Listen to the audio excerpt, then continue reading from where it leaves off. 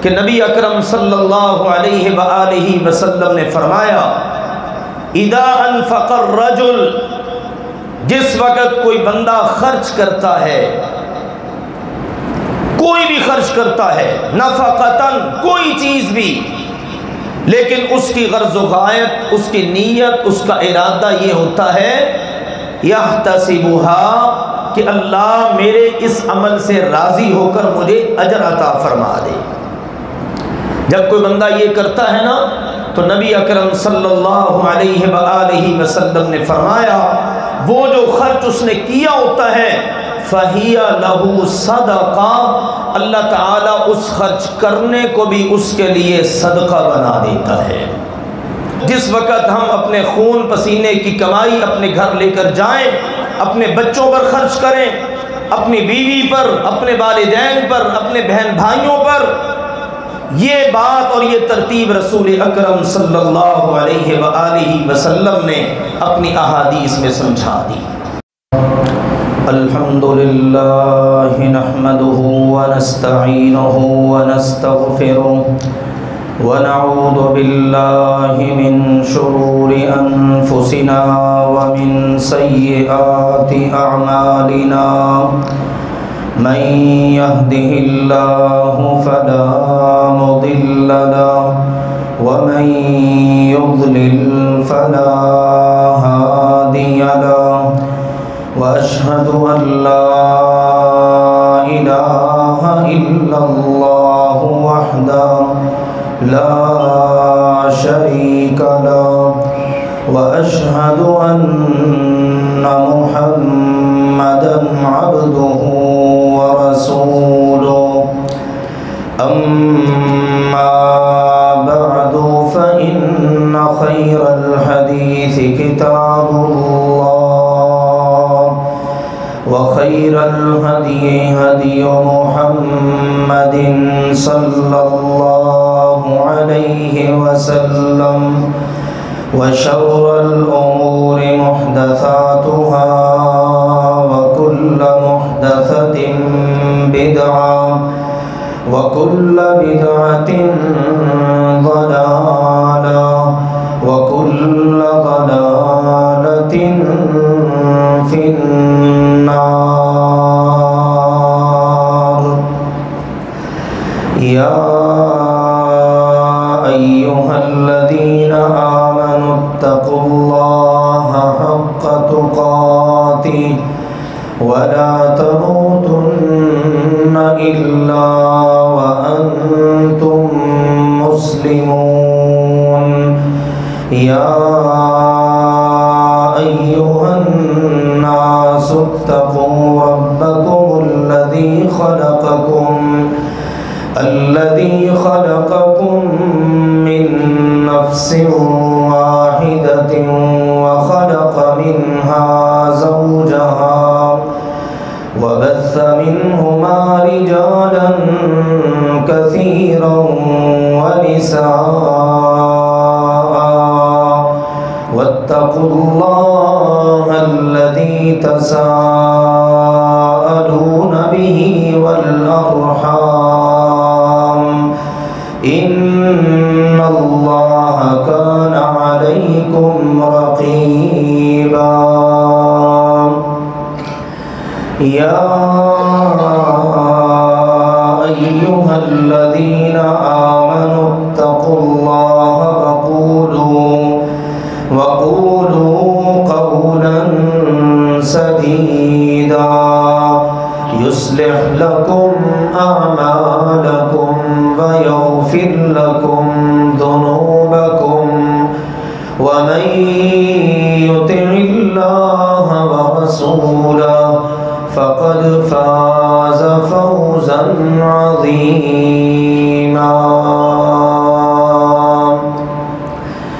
أما بعد فأعوذ بالله من الشيطان الرجيم، بسم الله الرحمن الرحيم۔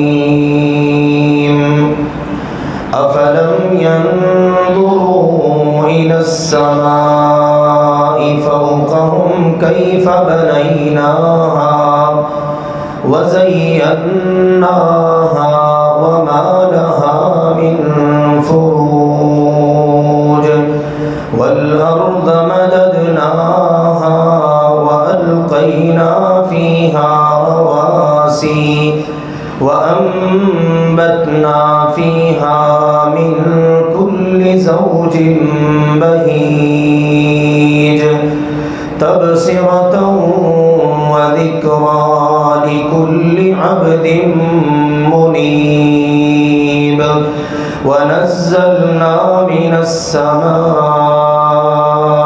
ماء مباركا فأنبتنا به جنات وحب الحصيد والنخل باسقات لها طلع نضيد رزقا للعباد وأحيينا به بلدة ميتا كذلك الخروج كذبت قبلهم قوم نوح وأصحاب الرس وثمود وعاد وفرعون وإخوان لوط وأصحاب الأيكة وقوم تبع كل كذب الرسل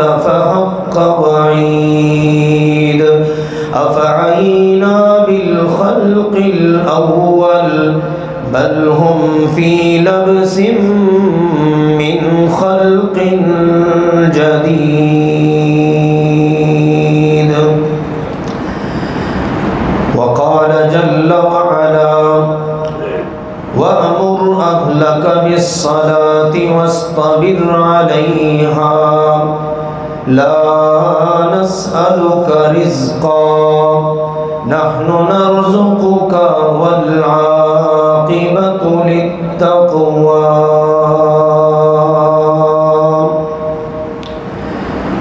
اللہ ذوالجلال والإکرام نے ارشاد فرمایا وَأْمُرْ أَهْلَكَ بِالصَّلَاةِ وَاسْطَبِرْ عَلَيْهَا اپنے اہل و عیال کو حکم دے نماز کا اور خود بھی اس پر جمے رہیے پختہ رہیے لا نسألک رزقا ہم آپ سے رزق کے متعلق سوال نہیں کریں گے نحن نرزقک ہم ہی آپ کو رزق دینے والے ہیں والعاقبۃ للتقوی اور انجام کار تقوی ہی پر منحصر ہے۔ اللہ تعالی جس شخص کو بھی اپنے گھر جیسی نعمت عطا فرما دے اب اس کے اوپر گھر کی اور گھر والوں کی ذمہ داری ہے اور اس ذمہ داری کے متعلق قیامت کے دن اس سے سوال ہوگا، جیسا کہ نبی اکرم صلی اللہ علیہ وآلہ وسلم نے اپنی احادیث مبارکہ میں اس بات کو واضح کیا کہ کلکم راع وکلکم مسئول عن رعیتہ، تم میں سے ہر فرد ذمہ دار ہے اور اس سے اس کی ذمہ داری کے متعلق قیامت کے دن سوال ہوگا۔ اسی طرح نبی اکرم صلی اللہ علیہ وآلہ وسلم نے اس بات کو بھی بیان کیا ان اللہ سائل، کہ یقیناً اللہ تعالیٰ سوال کرنے والا ہے، پوچھنے والا ہے قیامت کے دن ہر شخص سے اس کی ذمہ داری کے بارے میں، حتیٰ کہ اللہ تعالیٰ آدمی سے سوال کرے گا اس کے گھر والوں کے متعلق. اور میرے عزیزوں یہ اسی طرح ہے کہ جس طرح انسان نے اللہ تعالیٰ کو دیگر سوالات کے جواب دینے ہیں، جیسا کہ ہم احادیث میں سنتے ہیں، نماز کے متعلق سوال، عبادات کے متعلق سوال، دیگر ذمہ داریوں کے متعلق سوال، اسی طرح سے ایک شخص سے اس کے گھر والوں کے متعلق بھی سوال ہوگا. یہ ایسے نہیں ہے کہ میں گھر کا ذمہ دار ہوں، اب جو مرضی کروں، اپنے گھر والوں کے حوالے سے ذمہ داریاں ادا کروں یا نہ کروں، مجھے کس نے پوچھنا ہے. یہ بہت فکر والی بات ہے کہ اگر دنیا کے اندر کوئی میری محکومیت میں ہے، میرے تابع ہے، اور وہ مجھ سے کسی وجہ سے پوچھ نہیں پا رہا، مجھ سے سوال نہیں کر رہا، تو میں بے فکر نہ ہو جاؤں کہ یہ تو پوچھ ہی نہیں رہے، انہوں نے تو مجھے کچھ کہا ہی نہیں کبھی.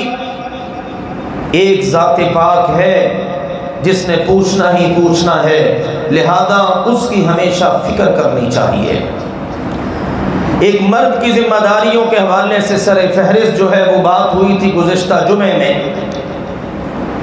کہ وہ مال اپنے اہل خانہ پر، اپنے اہل و عیال پر خرچ کرے، اور اپنی ذات کے بعد سب سے پہلا جو حق بنتا ہے خرچ کرنے کے حوالے سے وہ اپنے اہل خانہ کا ہے، اپنے اہل و عیال کا ہے، اپنے بیوی بچوں کا ہے. باقی جو ترتیب ہے فلاں پر خرچ کر لوں، فلاں پر خرچ کر لوں، یہ بعد کی بات ہے. اور اس کا اجر و ثواب اس قدر ہے کہ نبی اکرم صلی اللہ علیہ وآلہ وسلم نے فرمایا، اذا انفق الرجل، جس وقت کوئی بندہ خرچ کرتا ہے، کوئی بھی خرچ کرتا ہے، نفقتن، کوئی چیز بھی، لیکن اس کی غرض و غایت، اس کی نیت، اس کا ارادہ یہ ہوتا ہے یحتسبها، کہ اللہ میرے اس عمل سے راضی ہو کر مجھے اجر عطا فرما دے. جب کوئی بندہ یہ کرتا ہے نا تو نبی اکرم صلی اللہ علیہ وآلہ وسلم نے فرمایا وہ جو خرچ اس نے کیا ہوتا ہے فَهِيَ لَهُ صَدَقَةٌ، اللہ تعالیٰ اس خرچ کرنے کو بھی اس کے لیے صدقہ بنا دیتا ہے. دوسری حدیث میں آپ علیہ السلام نے فرمایا کہ جس وقت آپ خرچ کریں اور خرچ کرتے وقت آپ اس بات کی نیت کر لیں تبتغی بہا وجہ اللہ، آپ خرچ کر رہے ہیں، آپ کا ارادہ یہ ہے اللہ تو راضی ہو جا، اللہ تیری رضا کے لیے اپنی بیوی کو کھلانے لگا ہوں، اپنی بیوی کی ضروریات پوری کر رہا ہوں، اپنے بچوں کی ضروریات پوری کر رہا ہوں، اپنے گھر پر خرچ کر رہا ہوں. جس وقت آپ کا یہ ارادہ ہوگا فرمایا اجرت علی، اللہ آپ کو اس پر اجر عطا کرے گا. اور اس حد تک حتی ما تجعل فی امرأتک، حتیٰ کہ اگر آپ اپنی بیوی کے منہ میں لا کر لقمہ بھی ڈالیں، حالانکہ بیوی تو آپ کی ماتحتی میں ہے، انسان اپنی بیوی پر سب کچھ خرچ کرتا ہے، نچھاور کرتا ہے، اگر آپ اپنی بیوی کو لقمہ بھی کھلائیں اس کے منہ میں جانے والا لقمہ یہ بھی آپ کے لیے اجر کا باعث بن جائے گا. یہ ہمارے پیارے نبی اکرم صلی اللہ علیہ وآلہ وسلم نے ہمیں باتیں سمجھا دی. اس لیے میرے عزیزوں جس وقت ہم اپنے خون پسینے کی کمائی اپنے گھر لے کر جائیں، اپنے بچوں پر خرچ کریں، اپنی بیوی پر، اپنے والدین پر، اپنے بہن بھائیوں پر، یہ بات اور یہ ترتیب رسول اکرم صلی اللہ علیہ وآلہ وسلم نے اپنی احادیث میں سمجھا دی. ایک شخص نبی اکرم صلی اللہ علیہ وسلم کی خدمت میں حاضر ہوا اور اس نے حاضر ہو کر اس بات کا اظہار کیا کہ جی میرے پاس ایک غلام ہے، میں اس کو اپنے مرنے کے بعد صدقہ کرنا چاہتا ہوں. میں چاہتا یہ ہوں کہ جب میں مر جاؤں نا تو میرے مرنے کے بعد وہ اللہ کی راہ کے اندر آزاد ہو جائے، میری طرف سے صدقہ ہو جائے گا، مجھے اس کا ثواب مل جائے گا۔ اللہ کے پیارے نبی سیدنا محمد کریم صلی اللہ علیہ وآلہ وسلم اس سے پوچھتے ہیں، مجھے یہ بتاؤ کہ کیا آپ کے پاس الک مال غیر، اس کے علاوہ بھی کوئی مال ہے جس سے آپ اپنی گزر اوقات کر سکو، آپ کے مرنے کے بعد آپ کے ورثاء اس سے فائدہ اٹھا سکیں؟ اس نے عرض کیا کہ اللہ کے نبی جی ایسا تو نہیں ہے، میں بس اس غلام کا مالک ہوں، اس غلام کے علاوہ میرے پاس کچھ نہیں، اور یہ غلام بھی میں یہ چاہتا ہوں کہ میں اس کو وصیت کر جاؤں، جب میں مر جاؤں نا تو میرے مرنے کے بعد یہ آزاد ہے۔ آپ اندازہ کریے اس کی نیت ثواب کی ہے، اجر کی ہے کہ میرے مرنے کے بعد آزاد ہو جائے گا، اور آپ کو اندازہ ہونا چاہیے قیدی کو، غلام کو، لونڈی کو آزاد کرنا اتنا اجر والا کام ہے۔ اللہ تعالیٰ اس کے ایک ایک جوڑ، ایک ایک عضو، ایک ایک انگ کے بدلے میں آزاد کرنے والے کو جہنم سے آزاد کر دیتا ہے۔ اب جب انہوں نے یہ بات کی نا، رسول پاک صلی اللہ علیہ وسلم نے یہ بات سن لی، تو آپ علیہ الصلوۃ والسلام نے جب ان سے یہ پوچھا کہ اس کے علاوہ کچھ ہے، کہا جی نہیں۔ آپ نے اعلان فرمایا، تمام صحابہ موجود ہیں، آپ پوچھنے لگے میرے صحابہ مجھے بتاؤ، من یشتریہ منی، کون ہے جو اس غلام کو مجھ سے خرید لے؟ میں تمہارا پیغمبر، تمہارا نبی، اس غلام کے بارے میں تم سے سودا کرنا چاہتا ہوں، ہے تم میں سے کوئی بندہ جو یہ غلام مجھ سے خرید لے؟ فاشتراہ نعیم بن عبد اللہ العدوی ب800 درہم۔ اللہ کے پیارے نبی کریم صلی اللہ علیہ وسلم کے ایک صحابی نعیم بن عبداللہ عدوی وہ کھڑے ہوئے، اللہ کے نبی جی آپ فروخت کر رہے ہیں تو میں اس کا خریدار ہوں، 800 درہم ادا کرتا ہوں اور یہ غلام آپ مجھے دے دیجئے۔ رسول پاک صلی اللہ علیہ وسلم نے سودا فرما لیا، سودا ہوا، انہوں نے لا کے وہ 800 درہم اللہ کے نبی صلی اللہ علیہ وسلم کو دے دیے، غلام خرید لیا، 800 درہم اللہ کے نبی علیہ السلام کو دے دیے۔ اب آپ نے پوچھا ہاں بھائی وہ بندہ کدھر ہے جو یہ اپنی خواہش ظاہر کر رہا تھا کہ میرے پاس یہ غلام ہے، مرنے کے بعد وصیت کر کے دنیا میں جانا چاہتا ہوں، میں مر جاؤں تو یہ آزاد ہے، یہ صدقہ ہو جائے گا، وہ کدھر ہے؟ جی میں حاضر۔ آپ علیہ السلام نے فرمایا پہلے اس کے سپرد کیا وہ 800 درہموں کو، فدفعها الی، اس کو دے دیے وہ 800 درہم، ثم قال، پھر فرمایا، اب یہ بات ذرا غور سے سنیے، آپ نے کیا سمجھایا؟ ہمارے ہاں بھی دنیا کے معاشرے کے اندر اب بھی بہت سارے ایسے معاملات ہوتے ہیں، لوگ وصیت کر جاتے ہیں یہ سارے کا سارا مال میرا اللہ کی راہ میں نے یہ سب جناب صدقہ کر دیا، اس بات کی اجازت نہیں ہے۔ ہاں بندہ ٹھیک ٹھاک ہے، بیماری نہیں، موت کے آثار بھی نہیں، ورثاء کو محروم بھی نہیں کرنا، یہ ساری چیزیں مد نظر رکھتے ہوئے اگر بندہ سارا مال اس وقت خرچ کرنا چاہے تو کر بھی سکتا ہے، لیکن ایک جج، ایک حاکم، ایک امام، اس کی نگاہ ہوتی ہے لوگوں پر یہ کس انداز میں چل رہے ہیں۔ اب آپ نے اس سے پوچھا اس کے علاوہ بھی مال ہے، تسلی ہو گئی کہ نہیں؟ اب یہ نظر بھی آ رہا ہے یہ صدقہ کر جائے گا، اس کو بعد میں تو اس کے ورثاء بیچارے پتہ نہیں کیسی زندگی گزاریں گے، اور یہ خود بھی کہیں ایسا نہ ہو کہ زندگی کے اندر ہی اس طرح کے حالات بنے، یہ مانگنے والا بن جائے۔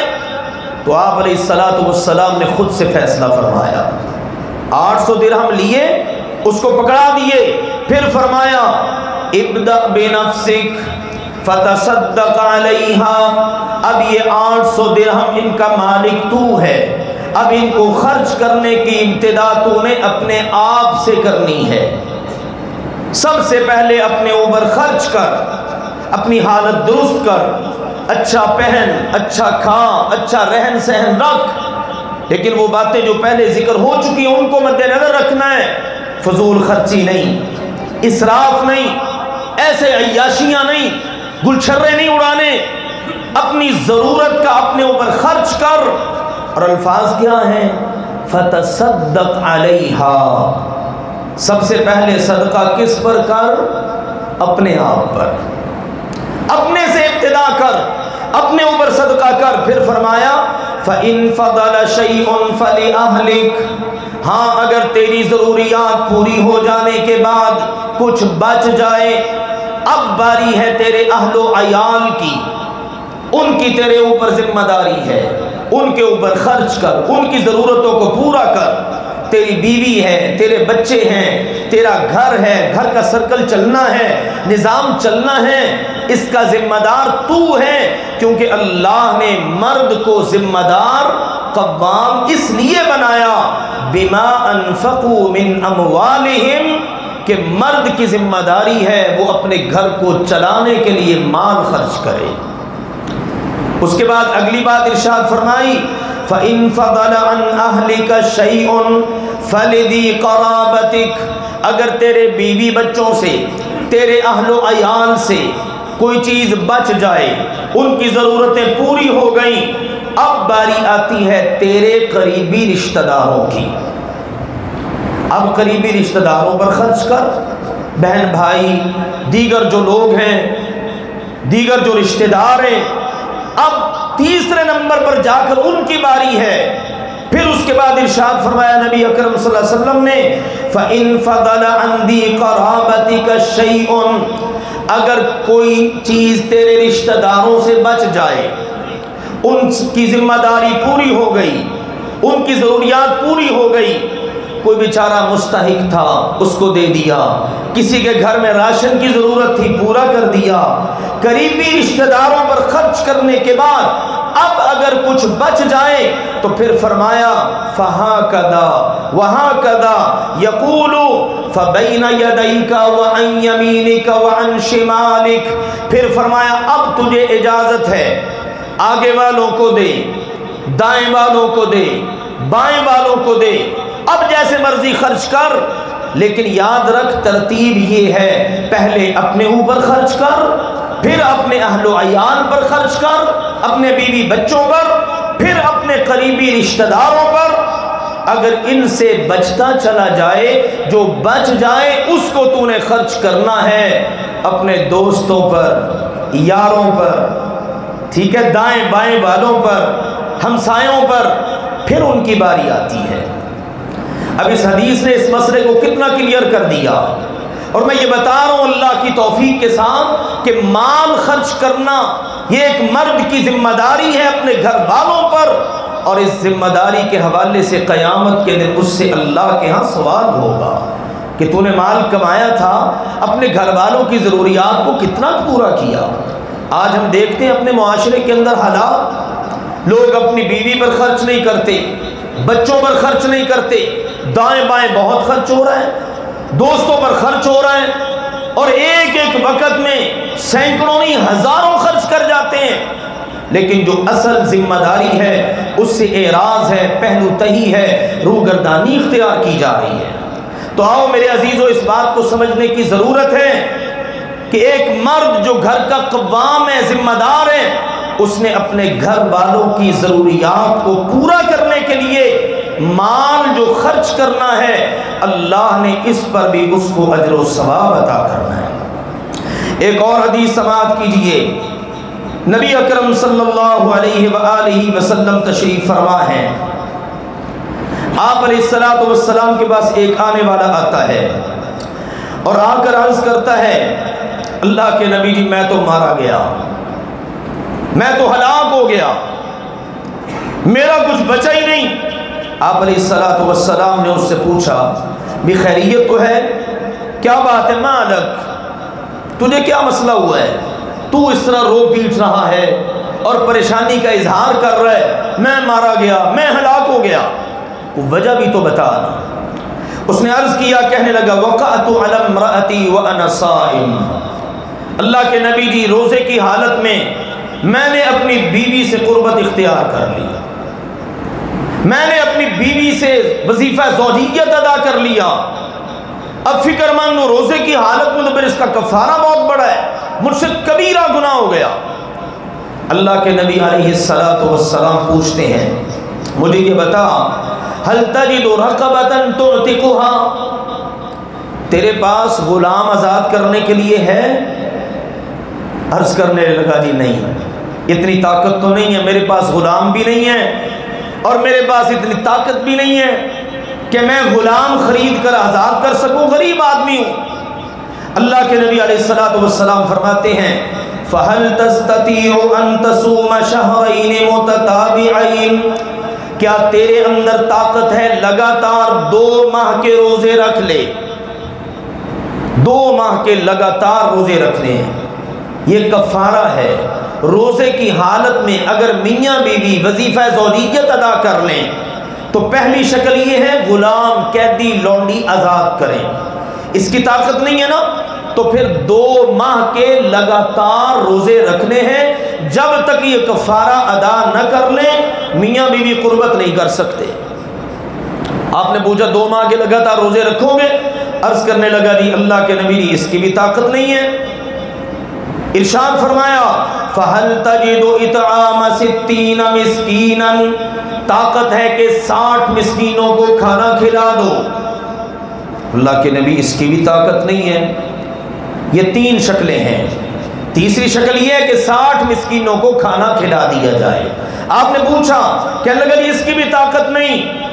فَمَكَثَ النَّبِيُّ صلی اللہ علیہ وسلم فَبَيْنَا نَحْنُ عَلَى ذَلِكَ، صحابی رسول بیان کرتے ہیں ہم اسی حالت میں بیٹھے ہوئے ہیں، اللہ کے نبی صلی اللہ علیہ وسلم بھی خاموش ہو گئے، اپنی جگہ پر تشریف فرما ہیں۔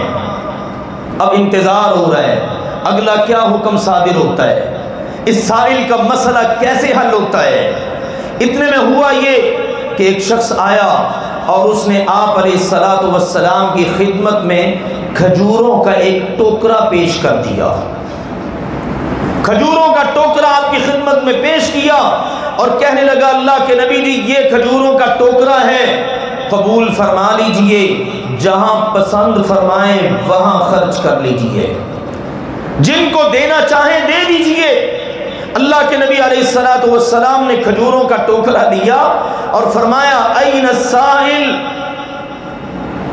یہ سائل کدھر ہے جس نے سوال کیا تھا روزے کی حالت میں مجھ سے یہ حکم عدولی ہو گئی، یہ حد اللہ کی پامال ہو گئی، اور اس کے پاس نہ آزاد کرنے کے لیے غلام، نہ روزے رکھنے کی اس میں طاقت، نہ 60 مسکینوں کو کھانا کھلا سکتا، وہ ہے کہاں؟ اس نے کہا جی آنا، جی میں حاضر، اللہ کے نبی علیہ السلام جی میں حاضر۔ آپ علیہ السلام نے فرمایا خذ ھذا فتصدق بہ، لے اللہ کے بندے یہ ٹوکرا پکڑ اور لے جا کر اس کو صدقہ کر دے۔ پہلے سے صدقہ ہو کر آیا آپ علیہ السلام کی خدمت میں۔ اب آپ اس کے لیے آسانی دیکھیے، یہ ہے ہمارے اسلام کا حسن اور خوبصورتی۔ آج تو ہم بتا دیتے ہیں نا لوگوں کو، نہیں بس یہ ہے یہی کرنا ہے، جو مرضی ہو جائے، تجھے کس نے کہا تھا یہ کام کر؟ کوئی حل نہیں نکلتا سائلین کے لیے۔ یہاں دیکھیے رحمت دو عالم صلی اللہ علیہ وسلم نے کیسا خوبصورت حل دیا اور اس کے مسئلے کو حل کیا، ٹینشن مزید بڑھائی نہیں، مسائل کو طول نہیں دیا۔ آپ علیہ السلام فرماتے ہیں لے یہ پکڑ اور اس کو تو جا کر صدقہ کر دے۔ اب وہ اللہ کے نبی علیہ السلام سے عرض کرتا ہے اللہ کے نبی جی صدقہ کس پر کروں؟ آپ نے تو فرما دیا میں اس کو صدقہ کروں، تو میں اس کو صدقہ کس پر کروں؟ پوچھتا ہے اللہ کے نبی جی اعلی افقر منی یا رسول اللہ صلی اللہ علیہ وسلم، اے اللہ کے رسول مجھے ارشاد فرمائیے کیا اپنے سے زیادہ فقیر پر خرچ کروں؟ یعنی مجھ سے زیادہ کوئی بندہ فقیر ہو، مجھ سے زیادہ کوئی ضرورت مند ہے، مجھ سے زیادہ کوئی محتاج ہے، کیا میں اس پر خرچ کروں؟ مقصد یہ تھا کہ مجھ سے زیادہ فقیر، تنگ دست، ضرورت مند، محتاج ہے ہی کوئی نہیں۔ بلکہ اس نے پھر کہہ بھی دیا ساتھ ہی فواللہ ما بین لابتیہا یرید الحرتین اہل بیت افقر من اہل بیتی، کہنے لگا اللہ کے نبی جی پورے مدینے کا سروے کروا لیں، مجھ سے بڑا فقیر آپ کو کوئی مدینے میں ملے گا ہی نہیں۔ اب آپ کہتے ہیں میں اس کو صدقہ کر دوں، کس پر صدقہ کروں، سب سے بڑا فقیر تو میں ہی ہوں۔ اب آپ ذرا تصور کیجئے آج کے اگر کسی مفتی سے اس طرح کا سوال ہوتا تو کتنی سائل کو سننا پڑتی۔ تجھے پھر کس نے کہا جب تو کفارہ ہی نہیں دے سکتا تو تو نے یہ قدم ضرور اٹھانا تھا۔ کتنے مسائل میں ایسا ہوتا ہے، لیکن کروڑوں درود و سلام نازل ہوں اس ہستی اقدس و مقدس پر کہ جنہوں نے کتنی خوبصورت بات کی۔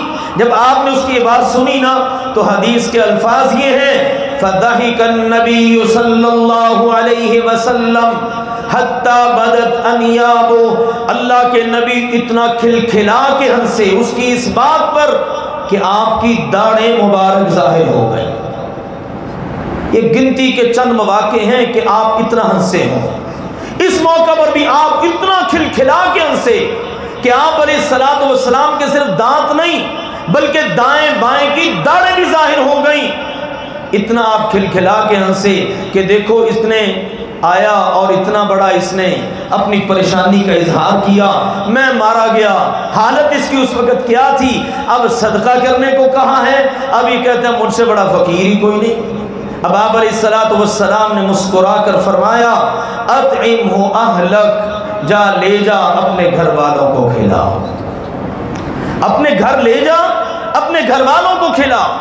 یہ نہیں کہا تیرے گھر والے مرتے ہیں تو مرے ہمیں اس سے کیا لگے، تو لے جا کے اس کو صدقہ کر۔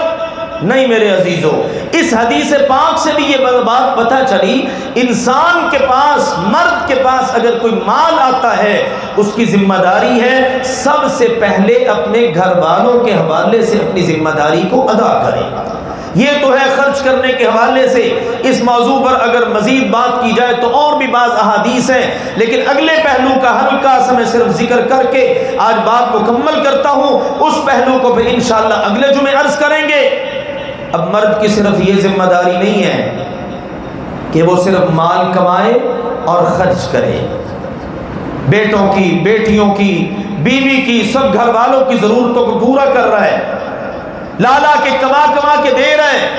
صبح سے نکلا شام کو آیا، صبح نکلا بچے یا سو رہے تھے یا سکول جا چکے تھے، شام کو آیا بچے سو چکے ہیں، وقت ہی نہیں ہے، اپنے گھر والی کی تربیت کا وقت نہیں، ان کی ضروریات پوری کرنے کا وقت نہیں۔ یہ چیز معیوب ہے۔ گھر کا سربراہ ہے، کیا اللہ نے کہا الرجال قوامون علی النساء، یہ جو قام یقوم آتا ہے اس کے بعد علا آتا ہے نا، اس کا مطلب ہوتا ہے محافظ، نگران، حکمران، ان کے اوپر پوری طرح چھا کے رہنے والا۔ کبھی کوئی ضرورت پڑ گئی تو اس کو پورا کرنا ہے۔ یہ نہیں ہے کہ میں تو جا رہا ہوں مجھے تو بڑا کام ہے، میرے پاس تو وقت ہی نہیں ہے، اپنی ضرورتیں خود ہی پوری کرو، پیسے دے دیے، رقم دے دی، اب تمہاری ذمہ داری ہے جیسے مرضی جہاں مرضی جو مرضی کرو، نہیں، بلکہ اگر گھر کی ضروریات ہیں ان ضروریات کو پورا کرنا بھی اس مرد کی، قوام کی ذمہ داری ہے۔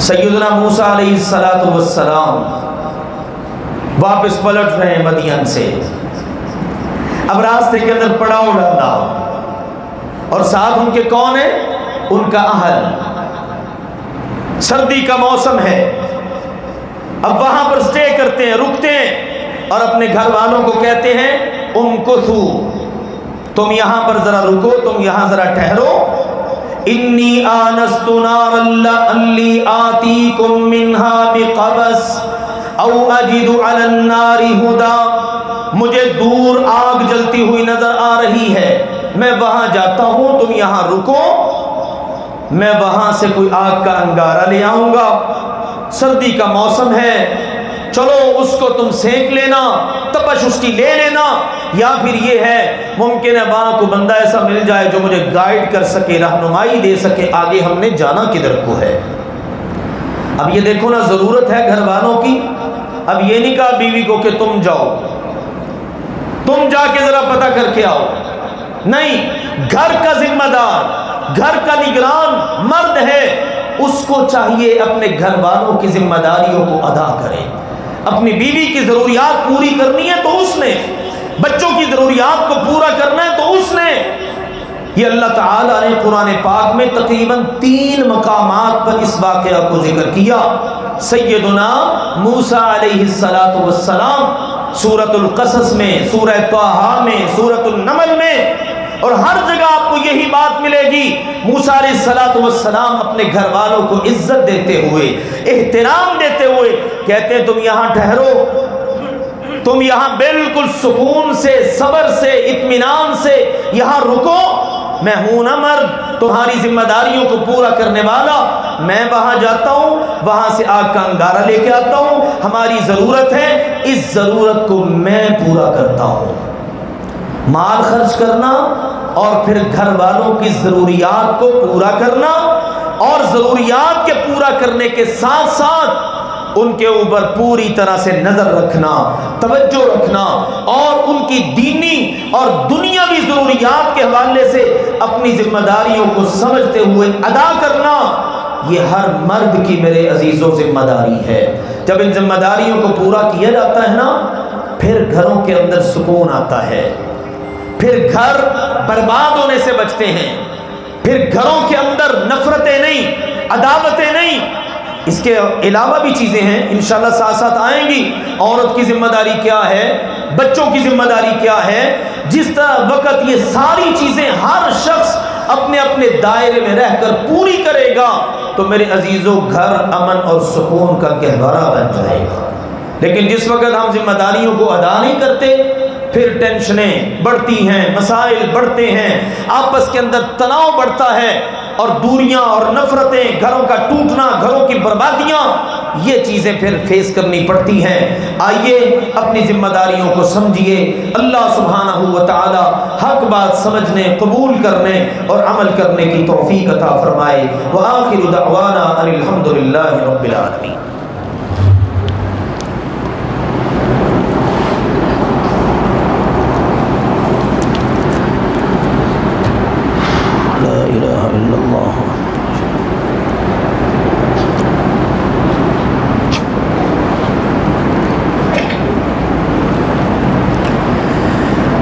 الحمد لله نحمده ونستعينه ونستغفره ونعوذ بالله من شرور أنفسنا ومن سيئات أعمالنا.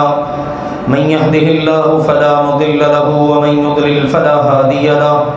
وأشهد أن لا إله إلا الله وحده لا شريك له وأشهد أن محمدا عبده ورسوله.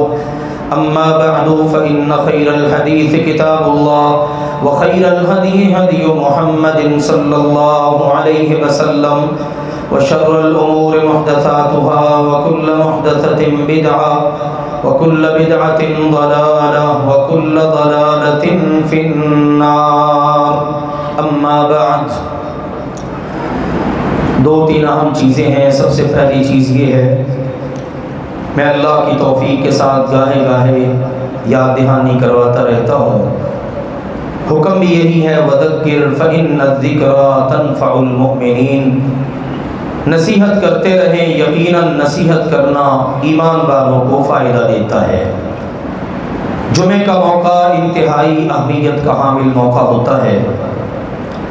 جلدی آنے کی ترغیب ہے، جلدی آئیں. جو اول وقت میں آتا ہے اس کے لیے اجر بتا دیا گیا، اونٹ نہر کرنے کا اجر، پھر گائے ذبح کرنا، پھر اس طرح ترتیب سے، حتیٰ کہ جس وقت امام خطبے کے لیے ممبر پر آ کر بیٹھ جائے تو اللہ کے فرشتے جو دروازوں پر ہوتے ہیں مسجد کے، وہ اپنے جمعے کی حاضری والے رجسٹر بند کر کے وہ بھی جمعے کے لیے بیٹھ جاتے ہیں. اب چلیں کرامن کاتبین جو دائیں بائیں ہیں، انہوں نے تو لکھنا ہی لکھنا ہے فلاں بندہ اس وقت میں آیا، لیکن وہ جو اسپیشل فرشتے جمعے کی حاضری کے لیے آئے، ان کے رجسٹر میں حاضری سے بندہ محروم ہو جاتا ہے. اس لیے میرے عزیزوں، کوشش کر کے اول وقت میں آئیں۔ الحمدللہ بہت سارے احباب آتے ہیں، لیکن آج ابتدا کے اندر مجھے بہت فیل ہوا، ایک گہما گہمی سی تھی دروازے سے، دوست احباب آ رہے ہیں، کندھوں کو پھلانگ کر آگے آ رہے ہیں۔ اب اس وقت بات روک کر ٹوکنا میں نے مناسب نہیں سمجھا، اگرچہ احادیث میں اس بات کی بھی گنجائش موجود ہے، لیکن یاد رکھو میرے عزیزو، ہر شخص کی عزت اور احترام ہے، لیکن رسول پاک کی حدیث، فرمان اور ارشاد کی عزت سب سے بڑھ کر ہے۔ ہم سب نے اس کی عزت کرنی ہے، احترام کرنا ہے۔ جس وقت آپ کندھوں کو پھلانگیں، آگے بڑھیں، اول تو جو لوگ پہلے آئیں انہیں آگے والی جگہ کور کرنی چاہیے تاکہ آگے جگہ ہی نہ ہو۔ اب پیچھے سے کوئی بھائی اندر داخل ہوتا، وہ دیکھتا اچھا وہ آگے جگہ ہے، وہ ادھر سے ہوتا ہوتا آگے وہاں پہنچنے کی کوشش کرتا ہے۔ کیا آپ کے علم میں نہیں ہے کہ اگر کوئی بندہ بیٹھا ہوا تنکے سے کھیل رہا ہے، آپ نے اس کو روک بھی دیا، آپ کا بھی اجر ضائع ہو گیا؟ کتنی احتیاط ہے اس میں۔ ہم کندھے پھلانگ رہے ہیں، آگے آ رہے ہیں، پھر وہاں جگہ بنانے کے لیے دائیں طرف والے کو ہلا رہے ہیں، بائیں طرف کو بھی تھوڑی سی جگہ بنا یہاں پر میری۔ نہیں میرے عزیزو، یہ ٹھیک نہیں ہے۔ آپ جس وقت اندر آئیں وہیں پر آپ بیٹھ جائیں جہاں جگہ مل گئی۔ الحمدللہ اوپر والے پورشن میں جگہ موجود ہے، وہاں تشریف لے جائیں۔ اب میں نے دیکھا بعض ساتھیوں نے نماز پڑھنے والوں کے ان کے آگے سے گزر گئے، یعنی خیال ہی نہیں رکھ پائے اس چیز کا کہ وہ بندہ نماز پڑھ رہا ہے۔ نہ میرے عزیزو، یہ کوتاہی نہیں کرنی۔ یہ جمعہ تربیت کے لیے ہوتا ہے، لیکن اگر ہماری اس قسم کی تربیت ہی نہ ہو سکے تو پھر یہ عادت ہے۔ عادت تو ہم نے پوری نہیں نہ کرنی، ہم تو اللہ کی عبادت کے لیے آئے ہیں۔ تو انشاءاللہ ان معاملات میں ہمیشہ احتیاط کریں۔ آپ اتنی محنت کر کے کاروبار چھوڑ کر اللہ کے گھر میں آئیں، لالچ کیا ہے، نیت کیا ہے، حرص کیا ہے؟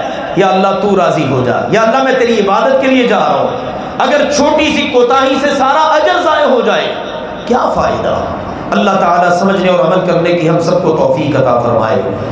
دوسری بات ہے میرے عزیزو، اللہ کے فضل و کرم سے آپ کو پتہ ہی ہے اپنے یہاں 2 ادارے ماشاءاللہ کام کر رہے ہیں، جامعہ علی المرتضیٰ، جامعہ فاطمۃ الزہرا۔ اللہ کا شکر ہے الحمدللہ بچے بچیاں قرآن پاک کے حفظ کا معاملہ ہے، اسی طرح سے درس نظامی یعنی عالم فاضل بننے کا معاملہ ہے۔ اللہ تعالیٰ کام لے رہا ہے۔ میں اپنی ساری ٹیم کے لیے، اساتذہ کرام ہیں، معاونین ہیں، منتظمین ہیں، جتنی بھی پوری ٹیم ہے، سب کے لیے ہمیشہ دعا گو ہوں۔ اللہ تعالیٰ ہم سب کو اپنی شایان شان بہترین اجر عطا فرمائے، آمین کہہ دیجیے آپ سارے۔ الحمدللہ آج اللہ کے فضل و کرم سے پھر آپ کے لیے خوشخبری کا موقع ہے۔ ایک اور بچہ جس نے اپنا قرآن پاک حفظ مکمل کیا، الحمدللہ کسی نہ کسی جمعے آپ یہ منظر ملاحظہ فرماتے ہی رہتے ہیں۔ آج بھی ایک بچے کا حفظ الحمدللہ مکمل ہوا ہے۔ وہ بچہ انشاءاللہ نماز جمعہ کے بعد اپنا آخری سبق سنائے گا۔ آپ سے گزارش ہے آپ ہمیشہ کی طرح انشاءاللہ آج بھی تشریف رکھیے گا، آخری سبق بچے کا سنیے گا اور دعائیں دیجیے گا۔ اس بچے کی حوصلہ افزائی، اساتذہ کی حوصلہ افزائی، یہ بھی انشاءاللہ کوئی معمولی چیز نہیں ہے، یہ بھی بہت بڑا اقدام ہے اور اجر دینے والی ذات اللہ تعالیٰ کی ہے۔ آخری گزارش یہ ہے، اس وقت ملک کے اندر جو صورتحال مہنگائی کا طوفان آیا ہوا ہے اور نگران حکومت بیچاری ہاتھ کھڑے کر رہی ہے۔ ہاتھ کھڑے کرنے والی ہی بات ہے کہ پچھلوں نے جناب معاہدے کیے اور میں حیران ہوتا ہوں پڑھ کے، IMF کہہ رہا ہے اتنے جناب پر یونٹ بجلی کا یونٹ کی اتنی قیمت مقرر کر دو۔ حکمران یہ ہے، یہ IMF ہے۔ IMF کہتا ہے ان کو اتنے یونٹ کا ریلیف دے دو۔ انہوں نے کہا جناب 400 یونٹ کا دینا چاہو، کہتے نہیں صرف 200 کا دو، آگے چل کے اس کو بھی مہنگا کرنا ہے۔ یار غلامی کی بھی کوئی انتہا ہوتی ہے۔ اور ساتھ ہی دیکھو اللہ کے فضل و کرم سے افغانستان نے 2 جنگیں لڑی ہیں، 2 جنگیں، اور آج اس کی کرنسی ہم سے زیادہ مضبوط ہے۔ وہ خود اپنے ماشاءاللہ حکومت چلا رہے ہیں سارا سلسلہ، لیکن اللہ کے دشمنوں کو یہ چیزیں برداشت نہیں ہیں۔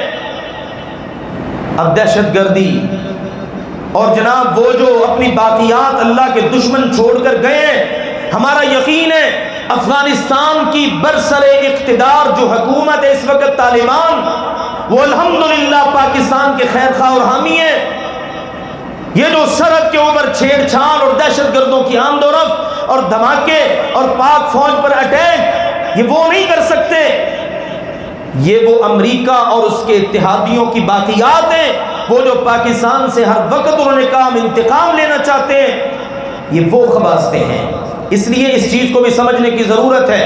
بعض لوگ اس قسم کے واقعات کو دیکھ سن کر کہتے ہیں لو جی یہ کیا بن گیا، اور بعض سیاسی رہنما بھی اس قسم کے بیانات دیتے ہیں۔ یاد رکھیے جہاد اللہ کے فضل و کرم سے جیتا ہے، اور جہاد کے نتیجے کے اندر وہاں پر جو حکومت ہے وہ پاکستان کی خیر خواہ ہے۔ لیکن یہ جو دہشت گرد ہے نا، یہ کن کی باقیات ہیں؟ یہ امریکہ اور اس کے اتحادیوں کی باقیات ہیں۔ یہ کبھی نہیں چاہتے دو برادر اسلامی ممالک ان کے اندر کوئی اتحاد اتفاق کی فضا قائم ہو، اس لیے اس طرح کی حرکتیں کی جاتی ہیں۔ دشمن کی سازش کو سمجھنے کی ضرورت ہے۔ ہم دعا یہ کرتے ہیں یا اللہ، آپ سنتے ہیں حرمین شریفین کی دعائیں بھی، یا اللہ مسلمانوں کے سارے ملکوں کے اندر ہی امن اور سکون عطا فرما۔ جتنے بھی یا اللہ مسلمانوں کے ممالک ہیں، اور ہم چونکہ اس خطے کے لوگ ہیں، ہمارا برادر اسلامی ملک ساتھ افغانستان ہے، ہم دعا گو ہیں یا اللہ ان دونوں ملکوں کے اندر پیار، محبت، اتفاق اور اتحاد قائم فرما۔ ہمارے چیف صاحب نے بھی ایک اعلان کیا ہے، اور آپ دیکھ رہے ہو کس طرح سے حالات نے کروٹ لی۔ ڈالر جو اتنی بلندی کی طرف جا رہا تھا کس طرح نیچے کو آ رہے ہیں۔ تھوڑے سے اقدامات شروع ہوئے ہیں بجلی چوروں کے خلاف، سمگلروں کے خلاف، اور دیکھ لو حالات کس طرح معمول پر آنا شروع ہو گئے۔ ہماری دعا یہ ہے یا اللہ جو اس ملک کے ساتھ مخلص ہے تو انہیں جزائے خیر عطا فرما۔ آرمی چیف صاحب کا بیان تو یہ ہے کوئی بھی سیاسی حکومت پاکستان کے ساتھ، کوئی بھی سیاسی جماعت پاکستان کے ساتھ مخلص، ہم تو بہت دیر سے کہتے آ رہے تھے اور یہی کچھ تو نظر آ رہا تھا۔ دیکھو نا پچھلے حکمران 16 ماہ حکومت کی، سارا اتحاد ادھر مکمل کی حکومت، اور ساتھ ہی اگلی فلائٹوں پر اپنے اپنے وطنوں کو چلے گئے۔ وطن تو ان کے وہ ہیں، وطن ہمارا تو یہی ہے پاکستان، رہنا بھی ہم نے یہی ہے، جینا بھی ہمارا یہی ہے، مرنا بھی ہمارا یہی ہے۔ ہم تو پہلے سے کہتے تھے یہ سیاسی جماعتیں پاکستان کے ساتھ مخلص نہیں ہیں، اور اب الحمدللہ بات آشکارا ہو چکی ہے۔ مخلص کون ہے؟ جو آپ کو اللہ کے فضل و کرم سے نظر آنے چاہیے۔ ملک کے اندر کوئی آفت ہے، کبھی زلزلہ آ گیا، کبھی سیلاب آ گیا، کبھی کوئی مسئلہ آ گیا، الحمدللہ بغیر کسی ڈیمانڈ کے، بغیر کسی حکومتی امداد کے اللہ کے فضل و کرم سے سر فہرست ہوتے ہیں۔ اب بھی یہ سیلاب آیا اور اس نے تقریباً آدھے ملک کو، پوری پٹی کو متاثر کیا۔ جگہ جگہ آپ کو یا آپ کے بھائی نظر آئیں گے۔ الحمدللہ سیلاب کے اندر سرگرمیاں جاری ہیں، لوگوں کی امداد کا سلسلہ جاری ہے، لوگوں کو پکا پکایا کھانا کھلایا جا رہا ہے، جانوروں کو چارہ دیا جا رہا ہے، لوگوں کے لیے اگلا ریلیف کا کام کیا جا رہا ہے، لوگوں کے گھر گر چکے ہیں، عزم یہ ہے انشاءاللہ ان کو گھر بنا کے دینے ہیں۔ یہ ہوتا ہے مخلص لوگوں کا کام۔ اور جو مخلص نہیں ہے ان کا حال بھی آپ نے دیکھ لیا۔ مہنگائی بڑھتی ہوئی، کہتے تھے مہنگائی نہیں ہونی دیں گے، اپنے کپڑے بیچ کر جناب لوگوں کو آٹا لے کر دیں گے۔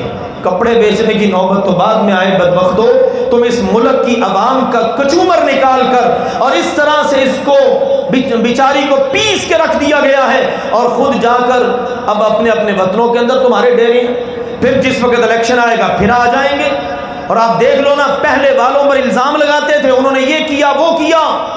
جو پچھلی وزیر اطلاعات تھی بی بی، اس نے کتنے ڈالر دیے ہیں، کتنے روپے خرچ کیے میڈیا پر؟ 1000 کروڑ صرف میڈیا کے اوپر خرچ کیا۔ اگر یہی عوام پر لگتا تو کہاں کی کہاں بات جاتی، لیکن یہ عوام کو ریلیف نہیں دے سکتے۔ آؤ میرے عزیزوں، پھر وہی پچھلے جمعے والی بات آپ کو یاد دلاؤں گا۔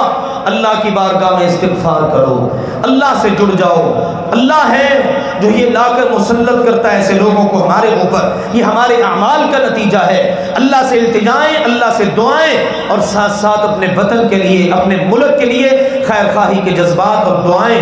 اللہ سبحانہ و تعالی ہمارے وطن کی حفاظت فرمائے، اس کے محافظوں کی اللہ حفاظت فرمائے، اس کے خیر خواہوں کو اللہ جزائے خیر دے، جو اس کے ساتھ مخلص ہے اللہ اسے جزا عطا کرے۔ اور جو اس کا بدخواہ ہے، اس کے ساتھ مخلص نہیں ہے، اللہ سبحانہ و تعالیٰ اسے ہدایت عطا فرمائے۔ اگر ہدایت ان کے مقدر میں نہیں، اللہ اس ملک کو اور اس ملک کے ہر باسی کو ان کے شر سے اللہ محفوظ فرمائے۔ وآخر دعوانا ان الحمد للہ رب العالمین۔